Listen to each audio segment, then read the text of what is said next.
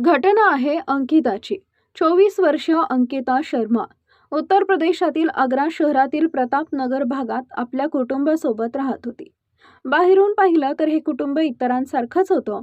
55 वर्षीय विमल शर्मा, त्यांची पत्नी, मुलगा आणि 24 वर्षाची मुलगी अंकिता शर्मा. 4 माणसांचं साधं सुधं कुटुंब. विमल शर्मा हे आपल्या परिसरात शांत आणि कुटुंबवत्सल व्यक्ती म्हणून ओळखली जात होते. मुलीच्या शिक्षणासाठी त्यांनी कोणतीही कसर सोडली नव्हती. अंकिताही अभ्यासात हुशार होती. शिक्षण पूर्ण केल्यानंतर ती स्पर्धा परीक्षांची तयारी करत होती. घरच्यांना तिच्याकडून मोठ्या अपेक्षा होत्या. ती एक चांगली सरकारी अधिकारी बनेल असं स्वप्न संपूर्ण कुटुंब पाहत होतं. सगळं अगदी व्यवस्थित सुरू झाल्याचं दिसत होतं, पण प्रत्येक घरात काही गोष्टी अशा असतात ज्या बाहेरच्या जगाला कधीच दिसत नाहीत. अंकिताच्या आयुष्यात काही वर्षापूर्वी अमित पचौरी नावाचा तरुण आला. ओळख झाली, मैत्री झालं आणि त्या मैत्रीचं रूपांतर प्रेमात झालं. दिवस, महिने आणि वर्ष सरत गेली. जवळपास 4 वर्ष दोघांचं नातं तसंच टिकून राहिलं.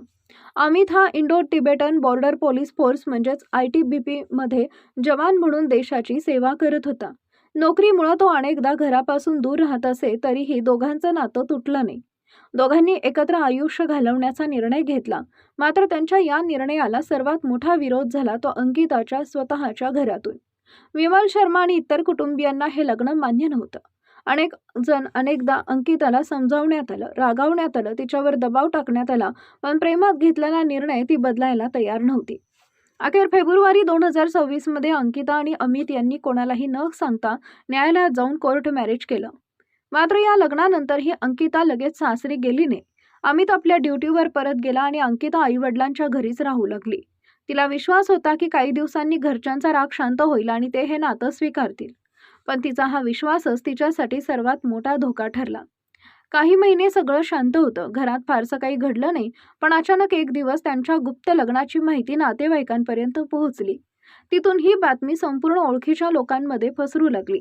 ही गोष्ट विमल शर्माच्या कानावर पडताच त्यांचा संताप अनावर झाला. मुलीनं आमची बदनामी केली, समाजात मान खाली घातली, हा विचार त्यांच्या मनात इतका खोलवर बसला की घरातील वातावरण दिवसेंदिवस विषारी बनत गेलं. रोज वाद व्हायचे, रोज ओरडायचे, रोज समजावण्याचे प्रयत्न व्हायचे आणि प्रत्येक दिवसागणिक राग वाढतच होता.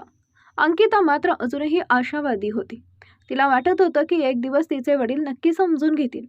पण तिला कल्पना नव्हती की तिच्यासाठी शेवटची रात्र जवळ आली आहे. 3 ऑगस्ट 2026 रात्र बऱ्याच पुढे सरकली होती. प्रतापनगर परिसर झोपला होता. रस्त्यावर शांतता होती. अचानक शर्मा यांच्या घरातून मोठमोठ्यानं बोलण्याचे आवाज येऊ लागले. काही क्षणांनी एका तरुणीचा हृदय पिळवटून टाकणाऱ्या किंचाळीनं संपूर्ण परिसर हादरला. शेजारी दचकून उठले. नेमकं काय घडलं? घरात एवढा आरडाओरडा का सुरू आहे? लोक घराबाहेर जमा होऊ लागले. तेवढ्यात अचानक घरातील सर्व दिवे बंद झाले. मात्र प्रत्येकालाच काहीतरी गंभीर घडल्याची खात्री पटली. शेजाऱ्यांनी दरवाजा ठोठावला. एकदा, दोनदा, अनेकदा, पण आतून कोणताच प्रतिसाद आला नाही. अखेर त्यांनी पोलिसांच्या 112 क्रमांकावर फोन केला. काही मिनिटात पोलीस घटनास्थळी पोहोचले. दार आतून बंद होतं. बराच वेळ आवाज दिल्यानंतरही कुणीही दार उघडला नाही. अखेर पोलिसांनी दरवाजा तोडला. घरात प्रवेश करतात त्यांच्या समोर जे दृश्य होतं ते पाहून अनुभवी अधिकारी सुद्धा काही क्षणासाठी निशब्द झाले. 24 वर्षाची अंकिता जमिनीवर पडली होती. तिच्या गळ्याभोवती ओढणी घट्ट आवळलेली होती. तिच्या तोंडातून रक्त येत होतं. तिच्यात जीव आहे की नाही हेही कळत नव्हतं. तिला तातडीनं रुग्णालयात नेलं, पण डॉक्टरांनी तपासल्यावर स्पष्ट सांगितलं, अंकिताचा मृत्यू झाला आहे. आता हा अपघात नव्हता, ही आत्महत्या नव्हती. मग नेमकं काय घडलं? पोलिसांनी घरातील प्रत्येक व्यक्तीची कसून चौकशी सुरू केली. त्यावेळी घरात आई होती, भाऊ होता आणि वडीलही होते. सुरुवातीला कोणी काही बोलत नव्हतं, पण पुरावे काही वेगळीच कहाणी सांगत होते. पोलिसांनी कठोर चौकशी सुरू केली आणि अखेर सत्य समोर आलं. संपूर्ण घटनेमागे दुसरा कोणी नव्हता तर स्वतः अंकिताचे वडील विमल शर्मा होते. चौकशीत त्यांनी कबूल केलं की मुलीनं कोर्ट मॅरेज केल्याचा राग त्यांच्या मनात होता. समाजात आपली बदनामी झाली ही भावना त्यांना अस्वस्थ करत होती. त्या रात्री पुन्हा एकदा दोघांमध्ये वाद झाला. राग अनावर झाला आणि संतापाच्या भरात त्यांनी घरातील ओढणीनं स्वतःच्या मुलीचाच गळा आवळला. अंकिता स्वतःचा जीव वाचवण्यासाठी धडपडत राहिली, पण तिची प्रत्येक धडपड निष्फळ ठरली. तिचा आवाज कायमचा शांत झाला.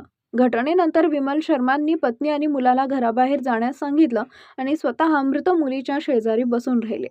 पोलीस आल्यावर त्यांना घटनास्थळावरून ताब्यात घेण्यात आलं. सध्या त्यांच्या विरुद्ध खुनाचा गुन्हा दाखल करण्यात आला असून पुढील तपास सुरू आहे. एका बापानं स्वतःच्या तथाकथित प्रतिष्ठेसाठी स्वतःच्या लेकराचा जीव घेतला. जिच्या उज्ज्वल भविष्यासाठी आयुष्यभर कष्ट केले, तिचं भविष्य त्यानं स्वतःच्या हाताने संपवलं. प्रेम चुकीचं होतं की अहंकार? निर्णय चुकीचा होता की समाजाची भीती? या प्रश्नांची उत्तरं प्रत्येकाची वेगळी असू शकतात, पण एक सत्य मात्र कायम राहील. त्या तरुणी एका रात्री तरुणीचा जीव गेला आणि एका बापानं कायमचा बाप हा शब्दच हरवून बसला.